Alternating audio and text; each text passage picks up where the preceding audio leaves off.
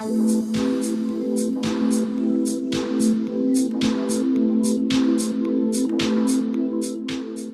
you everyone for coming. We have a whole bunch of seats at the front, so feel free to come on up. Otherwise, we have drinks and goodies all in the back.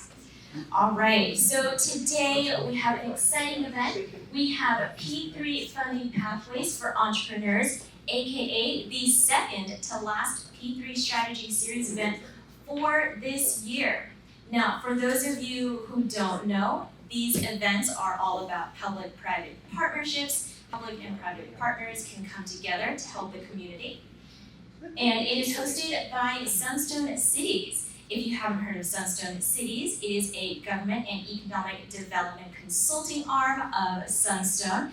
And if you are looking for any sort of assistance with projects, municipal tasks, staff augmentation, or even public infrastructure financing solutions, then Sunstone Cities is the way to go. So you can find me, Jennifer, John up here in the front, or Ryan at the front desk if you want to learn more about Sunstone Cities. And today's special guest, we have City Manager, City of Irvine, Sean Crumby. Now, if you haven't heard of Sean has 3 decades of experience in municipal leadership. He has a background in engineering, so you know that he can build things, not just talk, but actually build and make it happen. He also led $100 million in projects as the city's first ever Director of Sustainability and Capital Projects Improvement. So if you are a business leader, if you are a member of the local community, Sean is the person to go to. And after his featured presentation, we will have a fireside chat and Q&A for all of you to ask him all the questions your heart desires. Oh, and he also has 2 adorable puppies. And you know what they say about people who are liked by dogs? They are good eggs. All right, let's give a warm welcome to Sean. Hello, everybody. Thank you for the opportunity to come and speak with all of you today. Thank you, John, for inviting me. I really appreciate it. Is it okay if I just stand and again, thank you for the opportunity to be here. My name's Sean Crumby. I'm the city manager for Irvine. So maybe I'll start, and thank you for the very nice intro, to tell you a little bit about myself. As I walked around the room, I feel like as an audience, a lot of business owners, entrepreneurs. So maybe I'll talk a little bit about the city and where we're at. I'd like to introduce Karen Cook. Karen is our brand new Economic Development Director. And so we have some slides in this deck that focus on that 3 or 4 slides. So Karen's going to actually present some of the details of that information. And then Q&A at the end or whatever. So, okay. Sean Crumby, I think you mentioned civil engineer.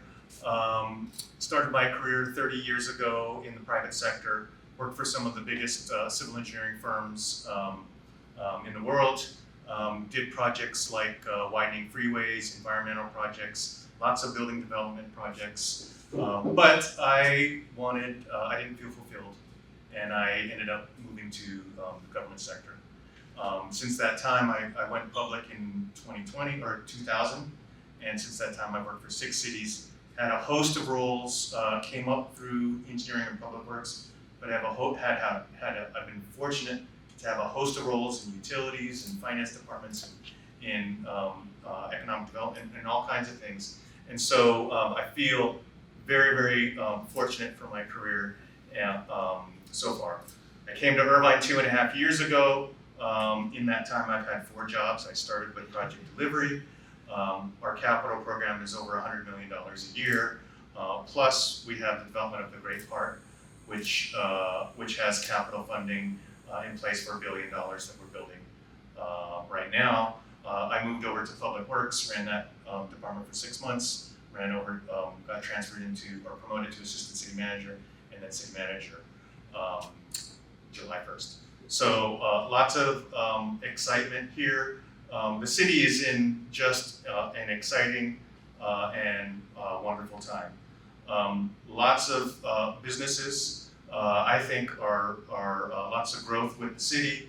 I think all of you know how many people commute into the city every day and work and make a living here, prosper here, spend their money here. So the city, I could say from my perspective, is very, very grateful to all of you, and we're open. Anything that we can do to foster, anything that we can do to improve our performance, I think we're certainly very much open to that. So John invited me today to come and talk about public-private partnerships. And for me, within cities, we're really, really good at providing service in terms of the reoccurring things that we do over and over and over again. And yes, we have bureaucracy and there's a lot of rules. In Irvine, we're really trying to be more streamlined and be more efficient with that. But we really, really focus on those reoccurring day-to-day, whether it's the police department or whether it's the public works department trimming trees or whatever. That's our core functions. We do have a host of activities that fall outside the reoccurring. And for those, we function best when we go get support from community outside of our city infrastructure or our city organization. And that's for a variety of reasons. One being, it allows us to have expertise outside of our core functions. It allows us to keep our staffing within manageable levels. And it allows us to partner and get innovative, receive innovative ideas from all of you and all of those sorts of things. There's a host of different types of public-private partnerships. In my past, I've mostly participated in building projects, building things.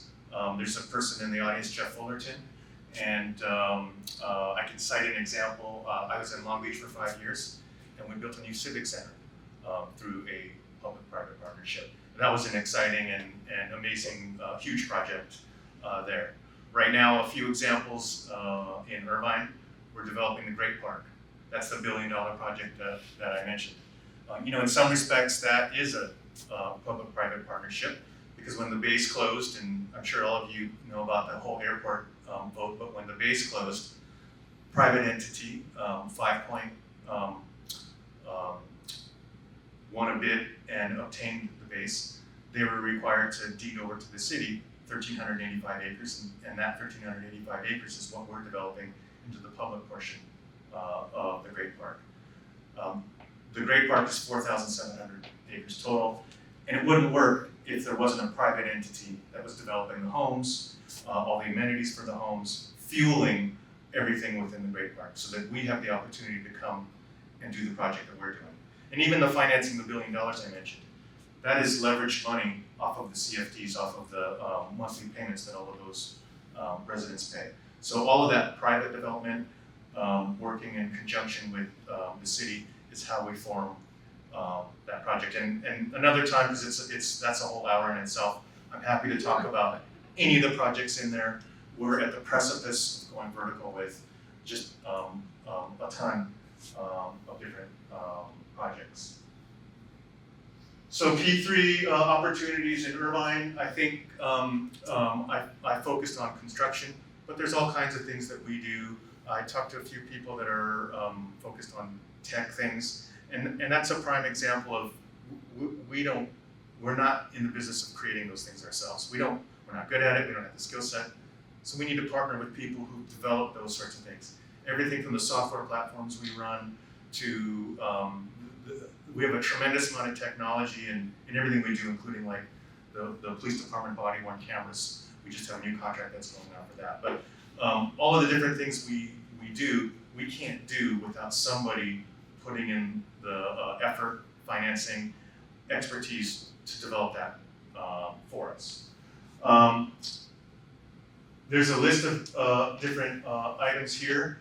One of the services, and Karen will get into this when she talks, is we're looking to obtain grant funding. And part of that grant funding is to provide services for startups and to foster innovation. And so Karen will get into the details, but something exciting that we're working on right now. On this slide, the one thing I really, really wanted to talk about is procurement. So we have our annual budget is almost $1 billion a year operating budget, in addition to all these capital numbers. And all of these different contracts that I mentioned that we let, please monitor what the city's doing, and everything is open competition that we put out. Please register, please compete, we want to partner with you. We're open to ideas. Please reach out to our staff. I think you'll find out that we will be responsive. We can't always do what everybody wants, but we will return the calls, we will follow with you. I see some pictures, so I'm going to pause for a quick second. So one thing I wanted to touch on before Karen starts is economic development, and I think I talked a little bit about this with a few of you. Historically, the city hasn't had an economic development department. Historically, we've relied on the Irvine company to provide that service for us. And that's largely due to the fact that this city is master planned. It's what everybody loves about it, but it's master planned more than any other city that I know of. And so they've borne that function. As the city gets grown out, there's a host of responsibilities that or activities that they've been providing that are shifting onto the city. I can tell you from running Public Works in my perspective, there's a host of activities that Public Works does in other cities that this city hasn't done because we've had a partner to rely on. And that's another P3 example. But that, as we build out our housing element, even though it has 52,000 units in it, we're largely getting built out. And so it doesn't, when we get built out, it doesn't fund those sorts of activities the same way for urban companies. So they're not able to provide it, and we need to stand up on our own and provide those services. Economic development is probably the largest one of those. So we've hired our very first economic development director in our city's history. That's Karen Cook, and Karen is an expert in that field. I'm an engineer, I'm a government professional, but I'm not an economic development professional. I'm learning. And so we've got a few slides Karen's going to present and talk about a few of the initiatives, exciting new things that we have going. And then I'll come back up and be ready for Q&A. So with that, Karen, you want to introduce yourself and talk for a few minutes? Hi, I'll be quick. I know you guys have tons of questions. I'm Karen Cook, Director of Economic Development with the City of Irvine since August. But previous to that, through my own advisory practice, I've been working with the City of Irvine for the last year. My career is not linear. I've been, out of probably the 30 years of my career, 10 to 12 on the public sector side with the County of Orange, but the rest of that was all in the private sector and the nonprofit sector. So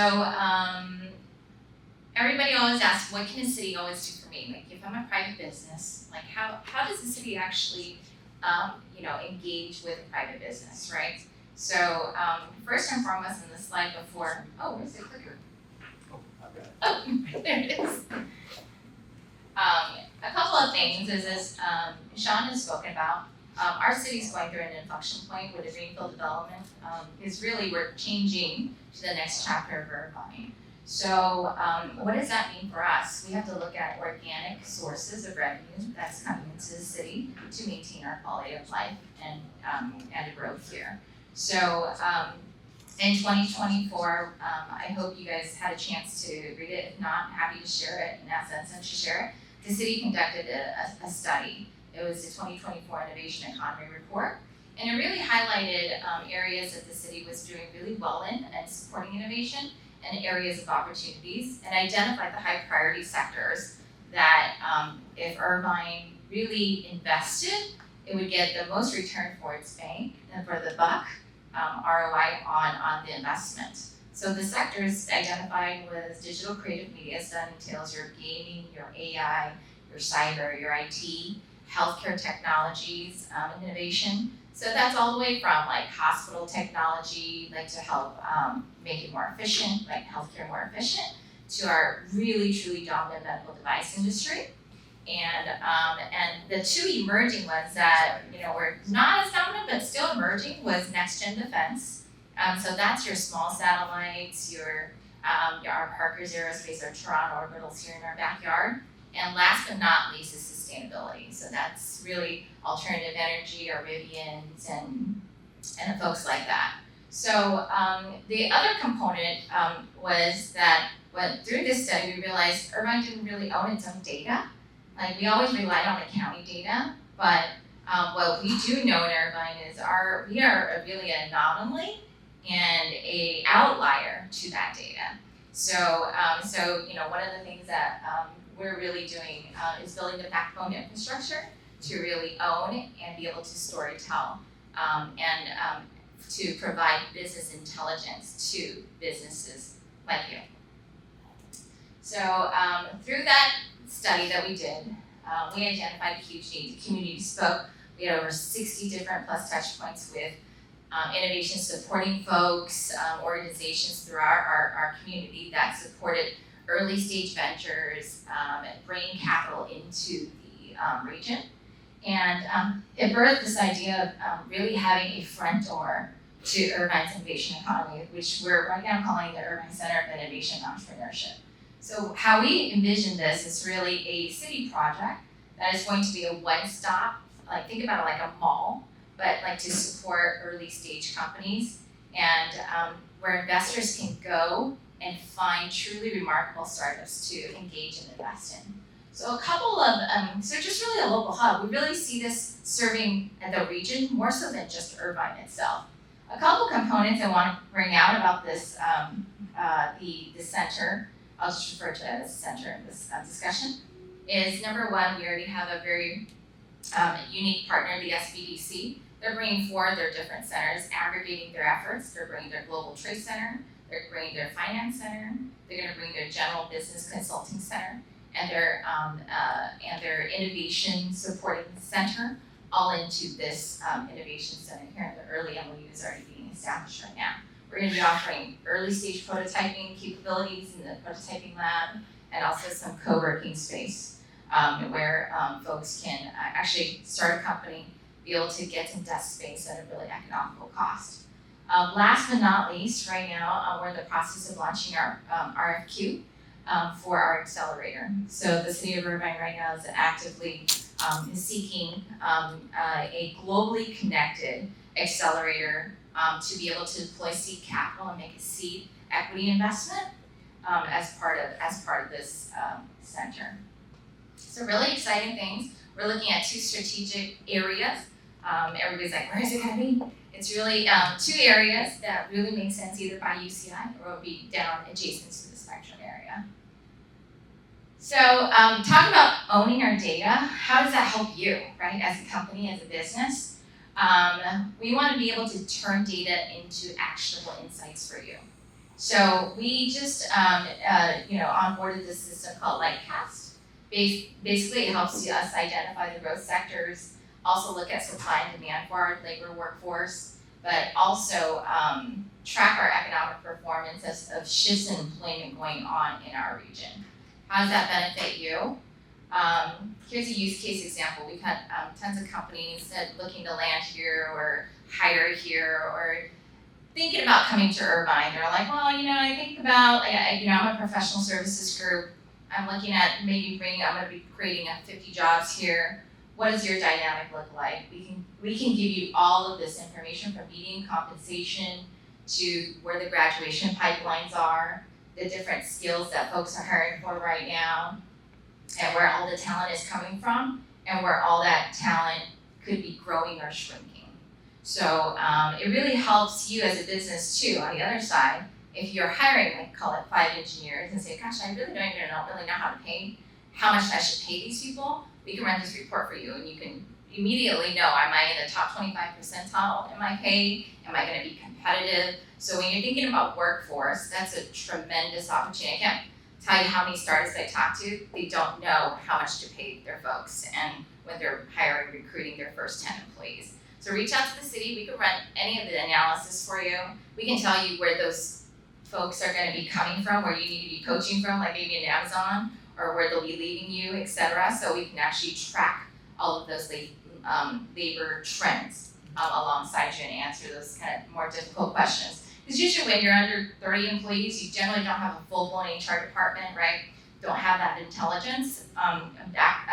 So these platforms that we have access to, one called to the city, we have staff right now that can provide any of that data insight for you to help you build your workforce. Then on top of that, if you're hiring, we can also figure out how we leverage public funds to help you with your hiring and your training and your upskilling.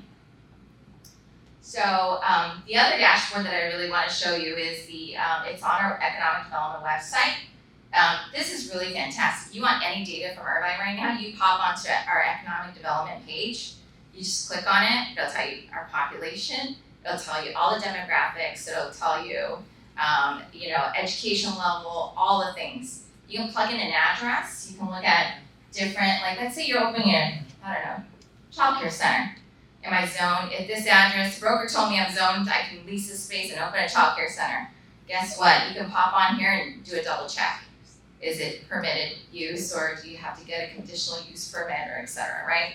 So all of this is at your fingertips.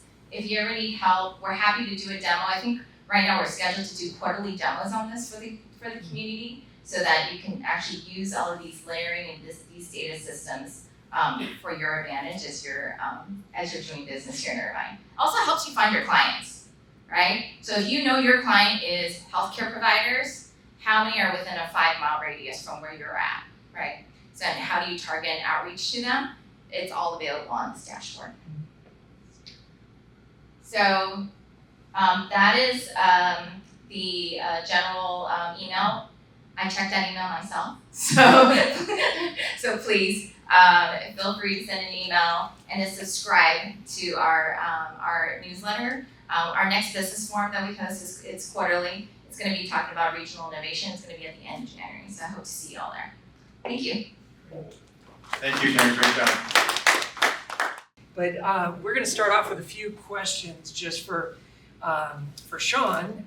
As a public sector CEO, I think sometimes the private sector really doesn't understand, the ways that government works. But would you talk a little bit about, the role that government plays in your mind to really become a platform or an environment to attract private investment?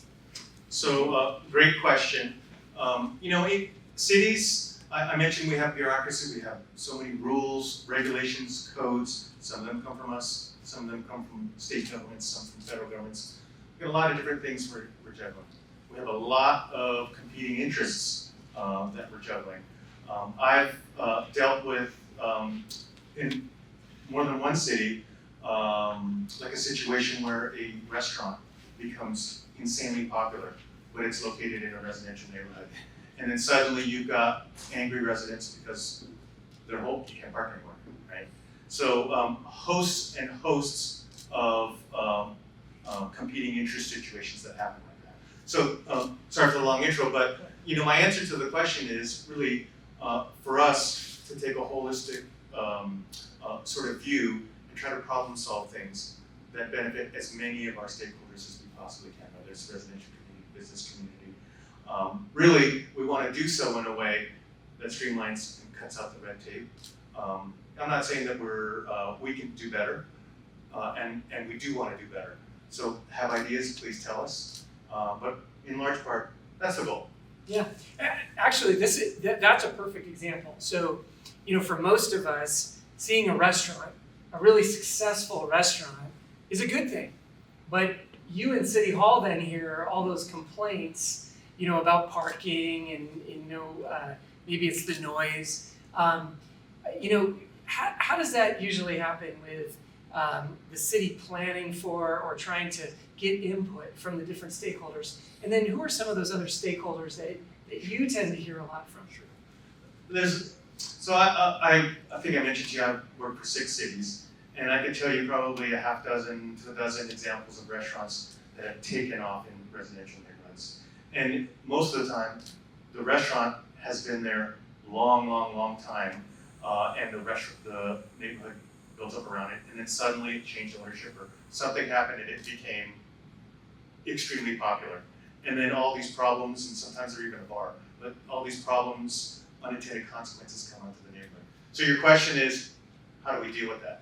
I think once the problems come to City Hall, we deal with these things on a regular basis. But the first thing is to talk to all the stakeholders, find out what's going on, what are the issues, understand very well our codes, our rules, our ordinances, look into the history of what we've done in the past, and hopefully we've performed well and been fair and open-hearted, and then try to find innovative solutions. Try to figure out how to manage that parking problem. I was in Seal Beach for 10 years of my career, and there's a restaurant down there, Lockheed's, on Pacific Coast Highway, and the parking problem, the parking overflow into a neighborhood that's already parking impacted, very, very difficult. We brokered a deal, the city did, with the Pavilion's grocery store across the street, and we negotiated for off-site parking for them and helped them set up valet service, right, to solve the problem. Because the residents were losing their minds with people coming out of that restaurant. We had several of those in Long Beach and in different cities. And so it's really trying to listen, trying to problem solve and figure out what the problems are, and then tap into people's experience, like Karen, and then try to solve it. Yeah, I mean, the economy and economic development, I mean, that's a clear partnership between public and private. And obviously, that's really good customer service, where the government is helping set up a valet program to broker the complex relationship between growth and success on the private side and the private interests of the community.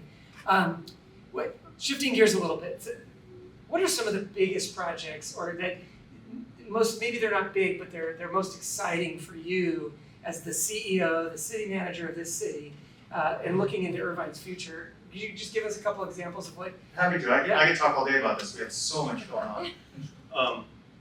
We kind of went through the evolution of economic development and Karen and how this function is growing for our city organization, but it's not the only one. Two other examples really at the top of my mind are libraries. This year, the city has launched its own library system, and we've taken over the county system, and we've launched 2 libraries. A third one is going to launch in March, and we're figuring out how to fund, but we're planning 2 to 3 additional libraries. So we've never even had a city librarian. We went from 0 staff to staffing up and running our own library system that we think our level of expectation is higher than what's been there in the past. And so we're really, really striving to meet that. Health and wellness, that's another function, and I think we talked about that. I talked about that a little bit before. But most cities rely on their county regional organizations to provide health and wellness services. And the way that I think you've all seen what's happened in the state in the past 10 years. And so Irvine is really trying to be proactive and provide service. And so we've launched our own health and wellness department. We've hired our very first health and wellness director. We're staffing up, and we're starting to provide service so that we can help families in need, help catch people. The target is for us before they get in trouble, trying to help provide service so that we don't have to, so that hopefully they don't fall into that situation where it spirals downward.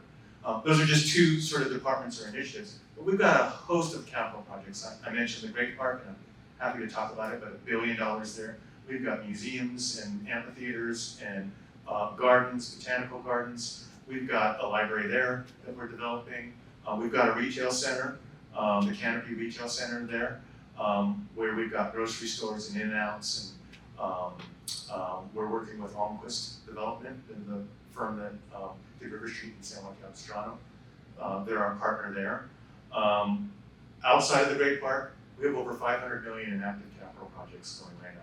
Just in terms of bridges, we've got a 1,200-foot-long bridge on Jeffrey going over the 5 freeway. We've got one here, pedestrian bridge on Jamboree and Michelson, a $33 million bridge that we're starting construction now on. We've got a host of traffic improvements, park improvements.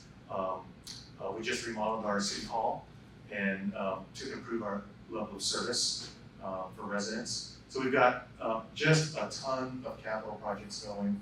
It's just a really, really exciting time for the city. And so please come down to the city and see some of the things we have going. Yeah, that's makes my head spin. So, being the CEO of a private company, we have a few key, service areas. You just named healthcare, engineering, construction, public works, entertainment, hospitality, just about every possible sector I could imagine. And you're just one company doing such a diverse range of services in construction and engineering. It really makes my head spin. So how do you manage all that? As a city manager, a CEO, you said you were an engineer, but you were launching a new library program. Yeah. How do you manage all that range of expertise?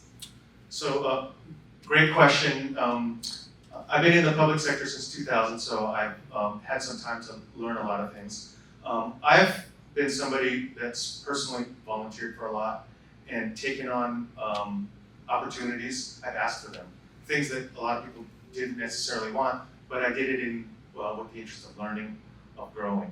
How do we manage so many different things? And you didn't mention things like police departments and public safety and other things like that. But at the end of the day, we have an incredible team. We have experts in different fields, and I consider myself a public works expert.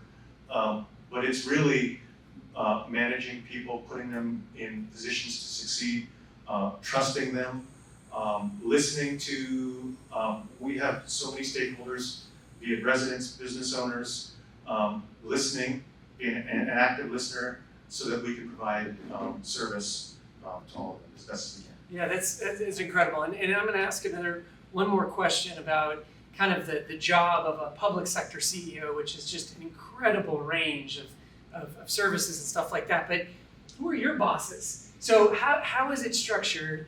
Who are your bosses? How do you spend most of your time on a day-to-day basis working with your council and the community?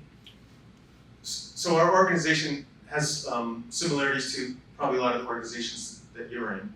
We have a board of directors, which is our city council. And our city is divided into 6 districts. Each district, the residents that live within that district elect a representative on our council. So we have 6 council members that represent individual districts. We have a mayor that represents the city at large. And so those are my bosses. That's who I report to. Ultimately, they're tasked with bringing forward the desires from their community. And they have just an immense amount of contact. They're out knocking on doors every day. They're meeting with people. And so they get a lot of intel and they get a lot of feedback that really sometimes can be very hard for staff to get. They develop a lot of trust. And so those are my bosses. I interact with them every single day. There's not a single day that I'm not meeting with a council member or the mayor.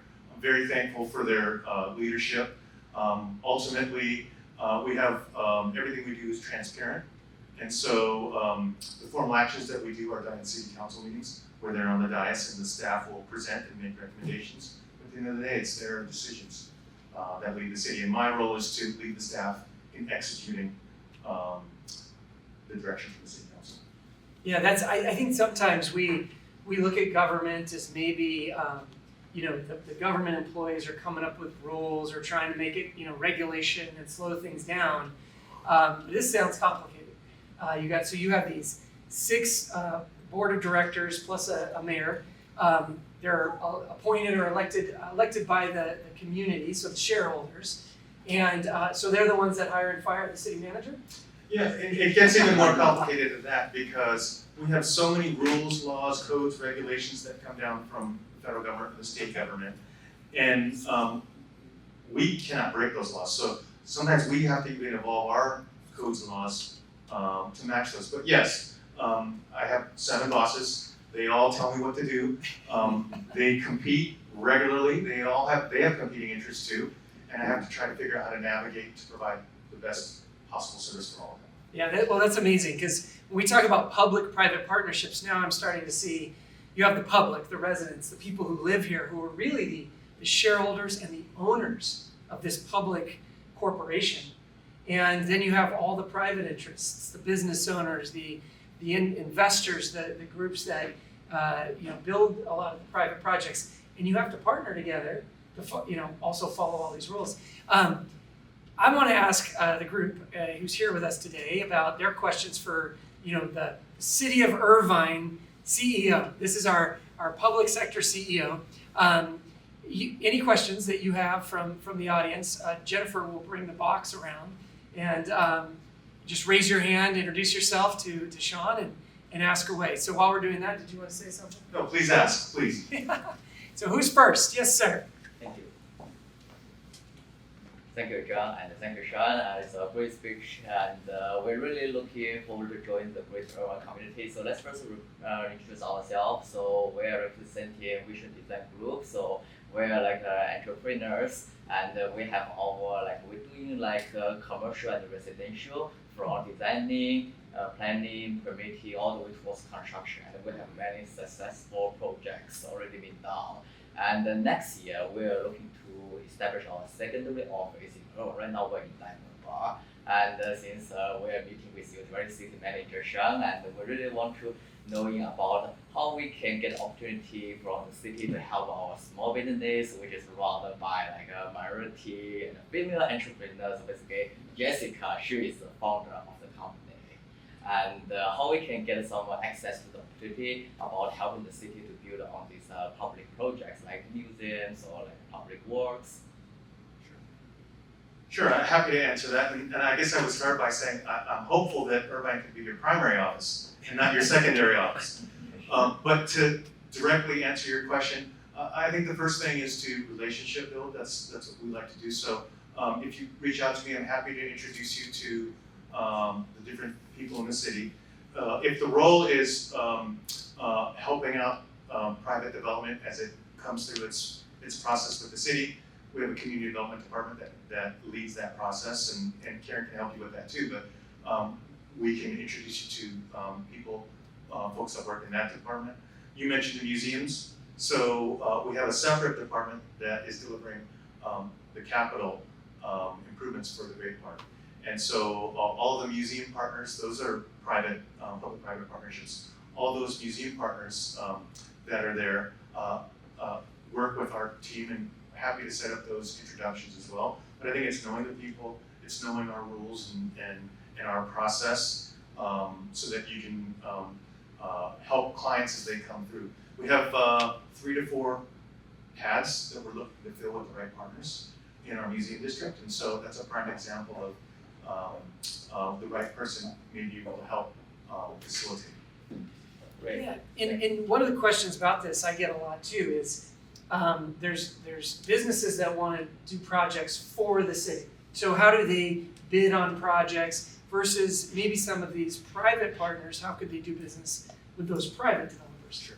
Great question. Yeah, I should have maybe delineated the two. So I mentioned that $1 billion that we have in the Great Park that we're spending on construction projects. We have a very formal and set process in terms of becoming a contractor, an engineer, an architect, or any of the specialized consultants that work on those. We have a very set and competitive process. It's open to the whole world to compete. And then we have a whole evaluation process. And happy to walk through that. I think one of the slides talked about how you can register. But at the end of the day, everything is advertised on Planet Bids for us. And we encourage open competition. And we're happy to answer any questions in terms of the process or the project or the details to help that. In terms of partnering with a private entity that is folding into the park, I mentioned our museum district, for example. I think we're going to have 6 to 7 pads. Right now, we have an airplane museum that's in construction. We've got a music and dance hall that's in construction. We've got a children's museum that hopefully will be breaking ground very soon. But we have other sites that we're looking for the right partners. And so I think for that, we have Steve Torelli is the director of our Great Park department. He's got a team under him that has a set process in terms of evaluating and assisting potential museum partners. We have to make sure that's the right fit. We have to make sure that the partner has everything in place to be successful. We don't want to have somebody that doesn't have the resources to continue and be successful in the park. So we've got a set process for that. So maybe talk to our team about that. And then it's relationship building up in the community, finding who's out there and can come be successful. Thank you so much. That's great. Next question. And while we're moving the catch box, Dave Cafaro was here a month or two ago from the Greater Irvine Chamber. And that is a great network for private companies to get to know each other, and then they could bid together, through those kind of private networks like the chambers. Yeah, the chamber's wonderful. We partner on all kinds of things with them. I think relationship building there. I interact with Dave Cafaro, the CEO, quite a bit. I think that's a wonderful resource, and partner with them.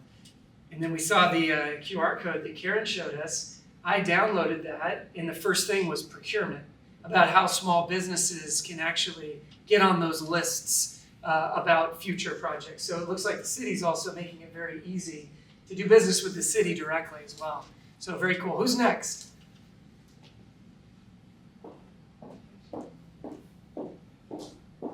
Good afternoon. Thanks to Sunstone. I'm Jasmine from Sunstone. Actually, I always get the question from a lot of international business owners. They already have very established business in their home country, and they are looking for coming to the United States.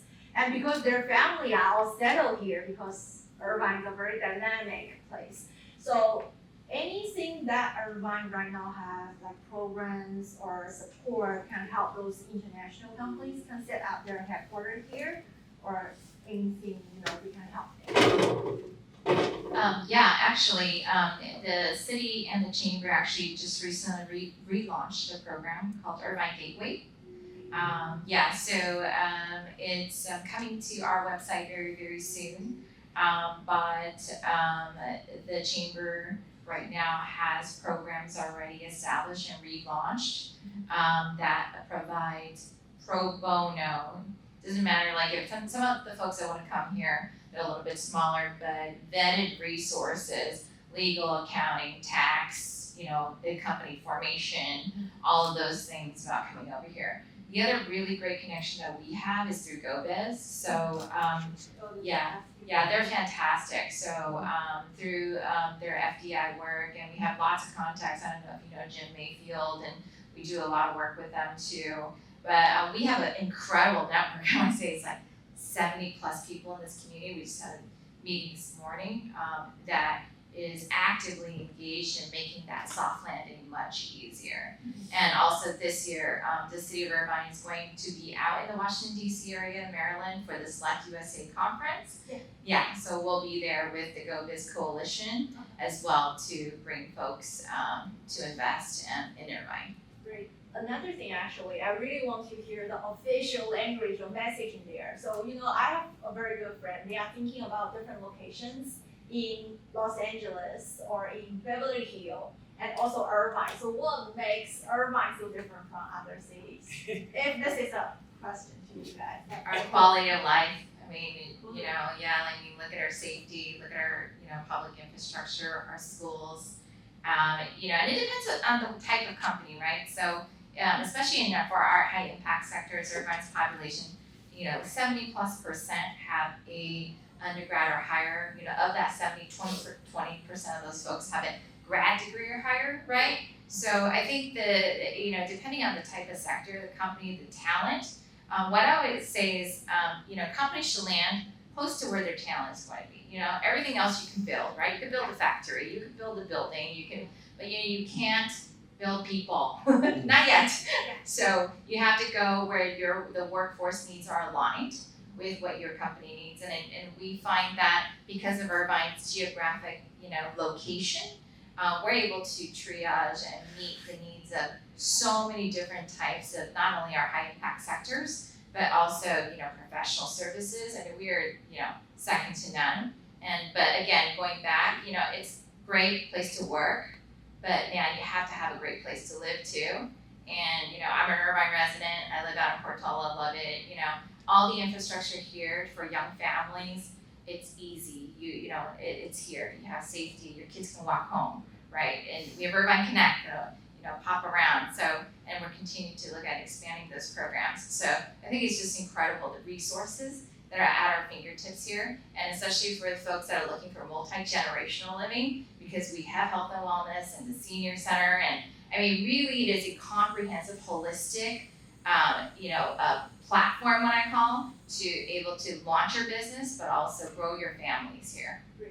Love that. Thank you, Karen. Great questions. Question up here, and I think one over here too. Thank you. Hi, my name is Conlon. I'm the director of program at Odell.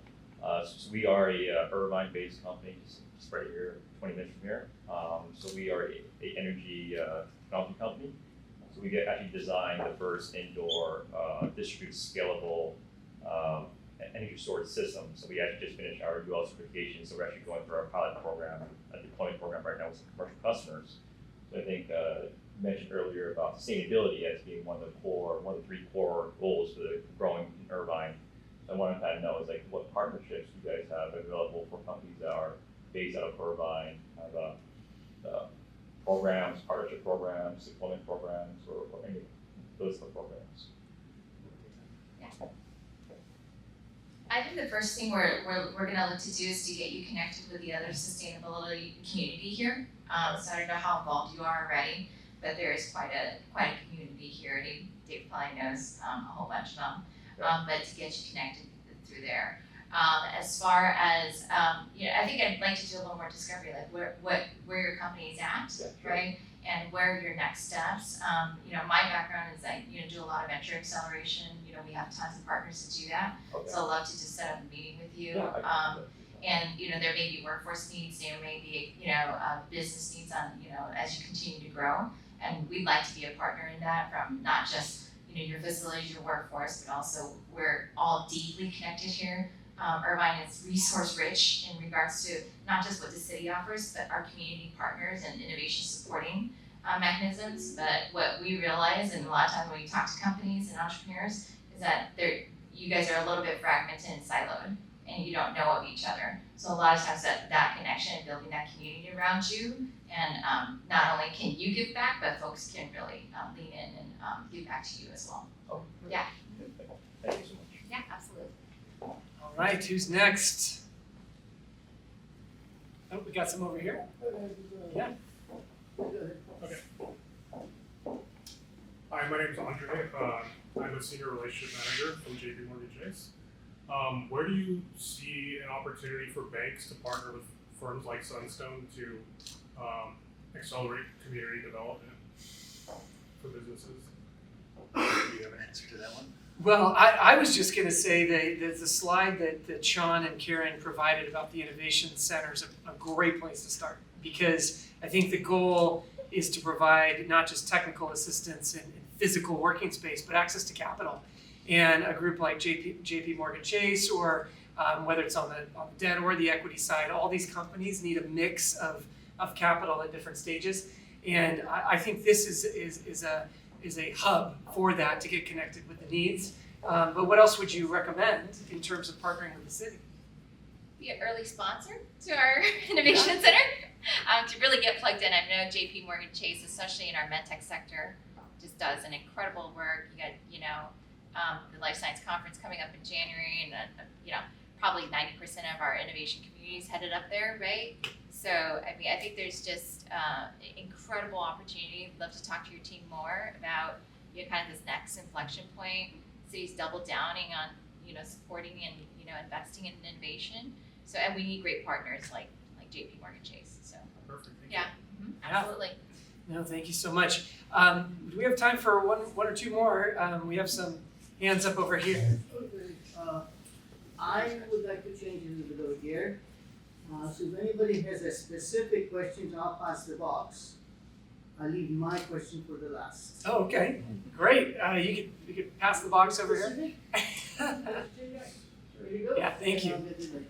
How you guys doing? I'm Justin Mandelbaum. I'm a real estate developer, and I focus on artist studio developments. My projects in the past have been in the Midwest and the Northeast. And I'm wondering, are there any efforts in Irvine to expand like the arts and culture scene here?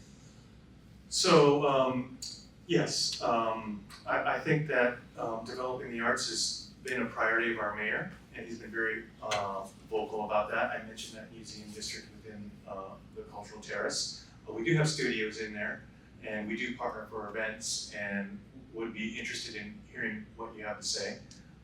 in terms of that. In terms of business development, I think partner with Karen, and anything we can do to provide service or help you in that regard, we're happy to do that. Yeah, anybody else to round us out? Last question. Oh, Yes. you have, okay. You wanna do your, Mine is specific, go ask specific. your mind is general or specific? I didn't catch at the beginning of it. Thank you. The city of Irvine has always been, I've been resident and worked in the city, development, and other aspects of it. Always been very fast and efficient on the community development side. Oh, thank you. And other aspects. So I really appreciate that. Thank you for coming out. In terms of the Great Park, I don't know about, I haven't been going to all the meetings of it, but in terms of financial feasibility and self-funding, or in terms of the operations of it being funding in the future, so it's not a drag on the city budget,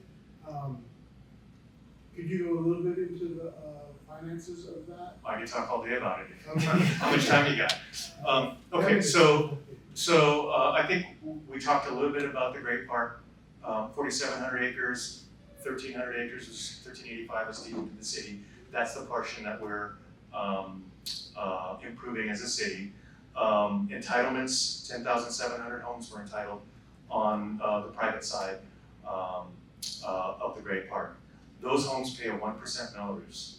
Average home value is over $1.5 million there. So tremendous amount of revenue comes to the city. So the largest portion of the construction budget that we have a few sources, but the largest portion of that funding is borrowing against that Melrose, that CFD proceeds.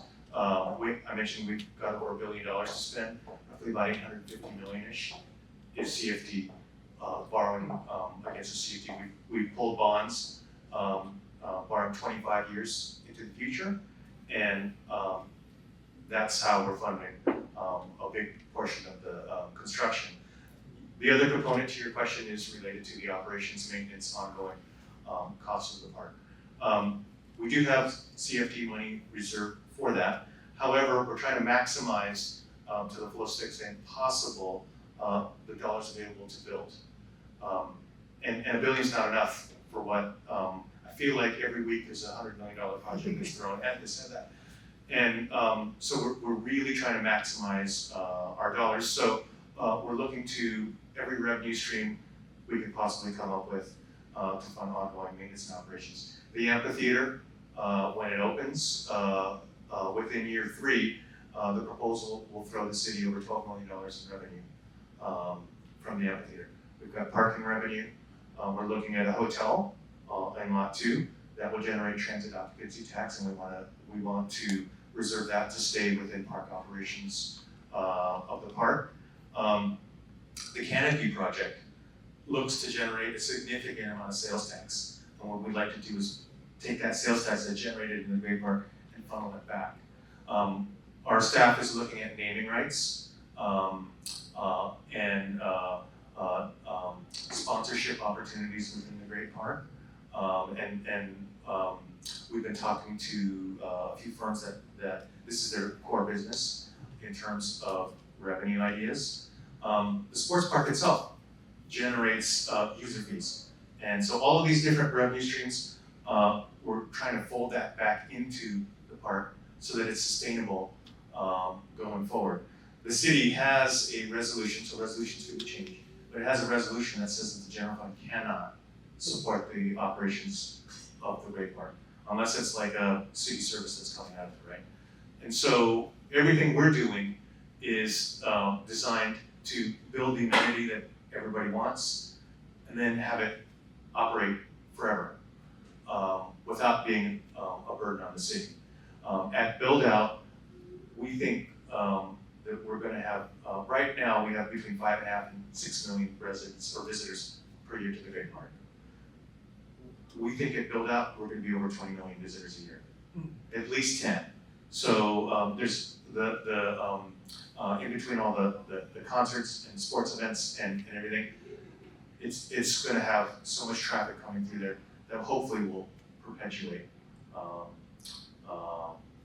itself going forward. Outside of the Great Park, we also are developing supporting services around what we consider the extents of the park, and that hopefully can help fuel it also. Did that answer your question? Absolutely, thank you so much. Yeah, what a great I think question to finish on relative to how public-private partnerships can work, and that our engineer, city manager, not only does libraries and health services and public safety, but also public sector finance. And you got to hear the breakdown just of how many different revenue streams, both one-time, plus bond financing, plus community facilities districts, generating TOT and sales tax and property tax and how to pay for operations and maintenance, all without impacting the general fund taxpayer. Pretty remarkable, and I think by having these conversations with our public sector leaders, we see how public and private sectors actually do work every day to provide services and amenities and these wonderful communities that we live in across all these different service areas. So I want to thank everybody for being here and all the time that Sean Crumby and Karen Cook and the Irvine team has given us today. And I hope you can stay for a few minutes maybe to ask your individual questions as we wrap it up. I'm going to turn it back over to Jennifer to tell us what's next.